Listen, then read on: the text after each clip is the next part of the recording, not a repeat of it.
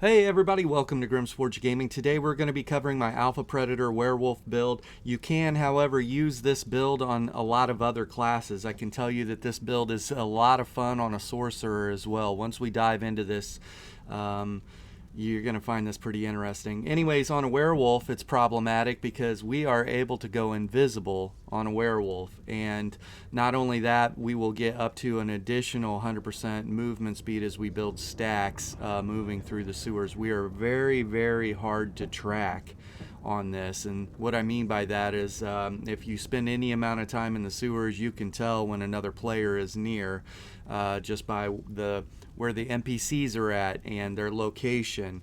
And so stick around at the end of the build here. Once we're done with the CP, I will have a video that shows from my perspective as I'm farming, going through the sewers, and you'll see how quickly we can dispatch a room, hop into stealth, and move on. And then my buddy Icy followed me around so you could see what it looks like from the perspective of an enemy player and how hard it is to follow you when you're hopping in and out of stealth, moving around. So let's jump into this and see what we got here. Number one, we are a warden and we are using oakensoul. And on this build, because of some of the sets that we're wearing, we're not so much worried about weapon damage at all, and we're more so worried about recoveries on this. If we're going to outrun people or track large groups, we're going to need recoveries to fight in those extended fights. That said, if you aren't worried about that and you want to get a lot more weapon damage, this current build will get up to 6,500 weapon damage. If you wanted to hit 8k, you could very easily on this just by going infused weapon damage on everything, and we don't have that right now. Plus, if you've got the continuous and outside buffs from other people, 8k, 9k, I could absolutely see that on this. Okay, oakensoul gives us all the minor recoveries that we need, and it'll give us the minor Slayer, minor Aegis, and a lot of really awesome buffs that we need. And even with the nerfed version of oakensoul, I would still run oakensoul. I do have a 2-bar setup from this, but oakensoul ends up being the way to go.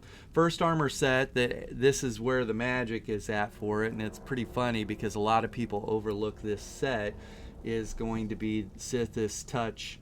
And you can see the 2 pieces max stam, 3 pieces max mag, 4 pieces weapon and spell damage, 5 piece. When you kill an enemy, you gain 5% movement speed for 30 seconds and become invisible for 3 seconds. The movement speed stacks up to 20 times. And so if you did 20 times 5, there's your extra 100% movement speed. Werewolves also get plus 30% movement speed, so we move very, very fast on this.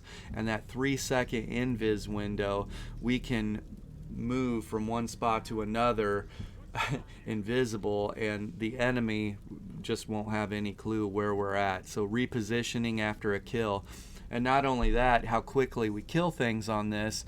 Our sigil, or we're only visible for a short time before we go back into stealth, and then we're moving on. So that's first armor set. You can also see that we're running a 1-piece Mighty Chudan for extra armor. This is another spot where if you want to get more either pen, or if you want to get more weapon and spell damage, you could just switch this out. This is completely, or you want higher health, run trainee, whatever you want to do. It's completely up to you. And then we've paired it with Plague Break. If you're going to be clearing trash mobs and trying to move from one room to the next as quick as possible, Plague Break is broken and really perfect for that. Same for dungeons. This thing clears dungeons like you would not believe. You drop aggro in dungeons too every time you're going into stealth. That's another plus to this as well. Say you accidentally pull a banner and you're just trying to move through the sewers very quickly, you can hit a just regular trash mob, kill the trash mob, and just remain in stealth for the 3 seconds, and you'll drop aggro on the banner. So that's pretty nice. Also, if you bring invis pots on with you, you can just pop those at any point and drop aggro on a banner. So works out really well. You can see we're running Nirnhoned on our two-hander, and like I said, I do have a back bar. Now, if you didn't want to run two-hand Maul, you could run Sword and Board and get a little bit more armor, and the damage really just kind of lines up the same, either or. So right now we're just running with this Maul for extra pen and extra weapon damage through Nirnhoned. Okay. You can see we're running Plague Break infused with Stam Recovery. You could drop a lot more weapon damage here if you wanted. And we're not even infused with weapon damage here, which you could be. And that we'll quickly go just over everything. There's a medium piece of Plague Break, Mighty Chujan's Flex Spot.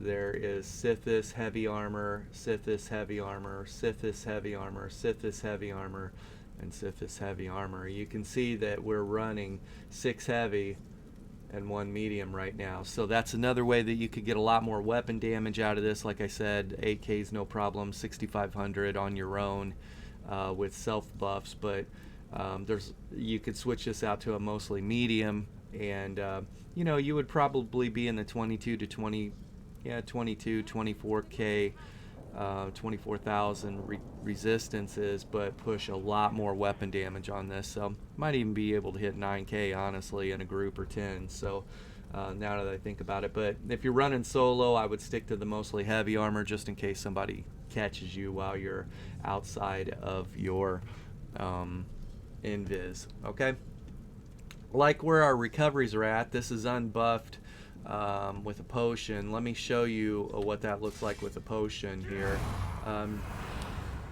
Pop a potion, and so we got 1700 mag recovery. That's great because our werewolf heal is built off that. Almost 3k stam recovery. That's nice, and the health recovery works out really well. Weapon damage, like I said, we're under 5k, gets up to 6500. Crit value is pretty nice at 23% considering we're in 6 heavy. The pen on this isn't bad, and it doesn't really matter. When you run into players, it's more about gathering up the mobs and exploding the mobs on the player and just doing an immense ton of damage through Plague Break.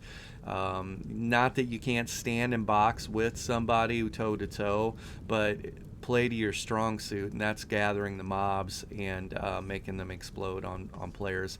I was running through the sewers, ran into 3 AD that had pulled a whole room, and they were killing the mobs, and all I did was hit a deafening roar, which stunned the enemy players, and I did a swipe and applied Plague Break to all the mobs. They exploded, killed all the players, killed all the mobs. It was super funny. So that's the smart way to make the play on this alpha predator. So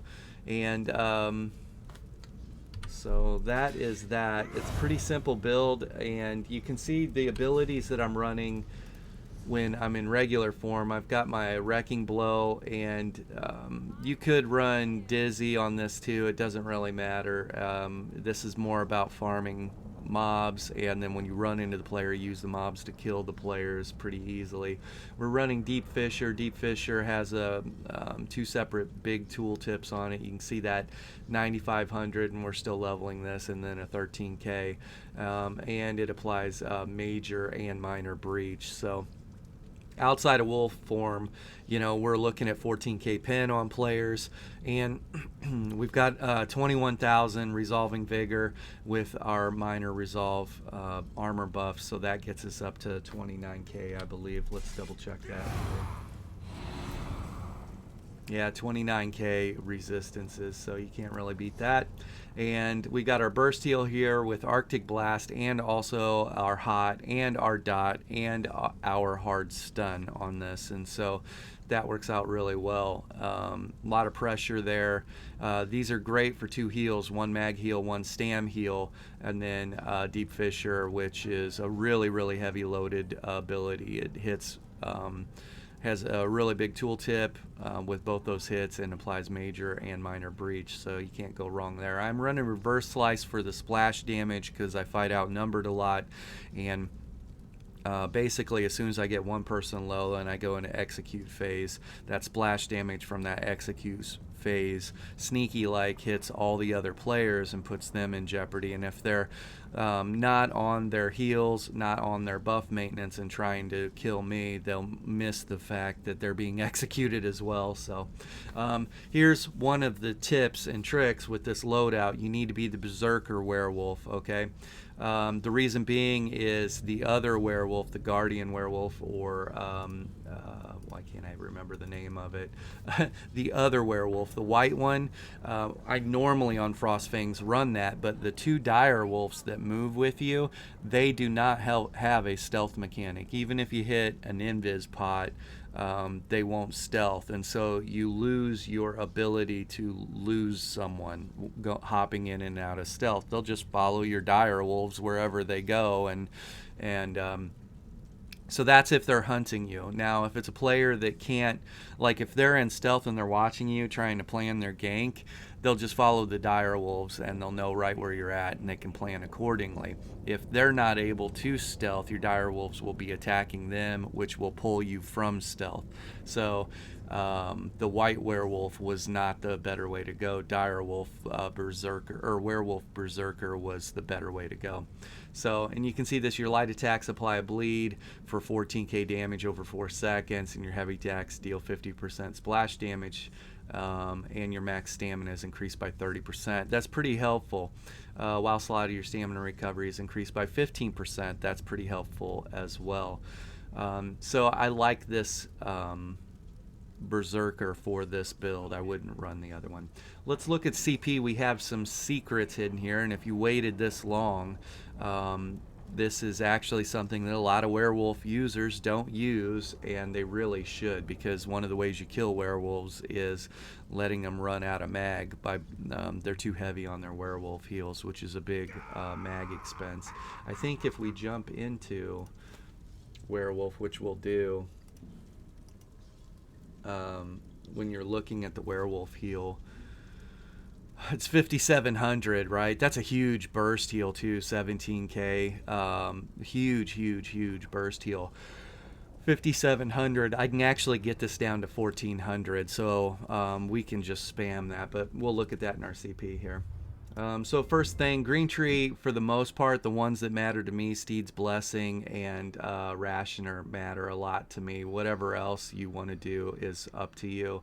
You could do reduce the radius you could be detected while sneaking, maybe, or you could do movement speed penalty while in sneak, and that might be pretty interesting, although movement speed isn't a problem on this at all. You can see how fast at the end of the video. Here's where the juicy parts are. Number one, Untamed Aggression. There's 150 weapon and spell damage there. Number two, Wrathful Strikes, 205 extra weapon and spell damage there.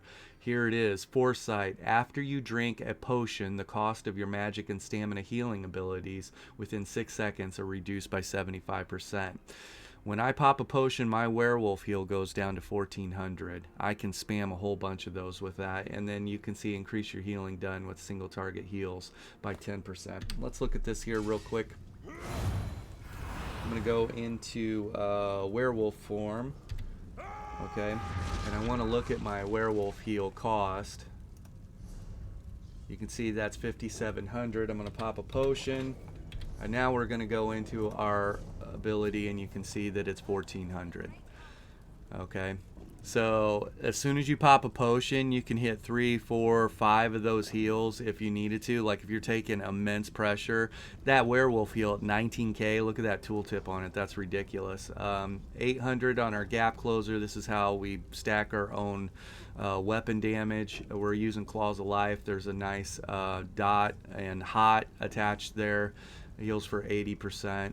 Howl of Agony, 13k burst right there, and targets that are feared or facing you take 25% more damage.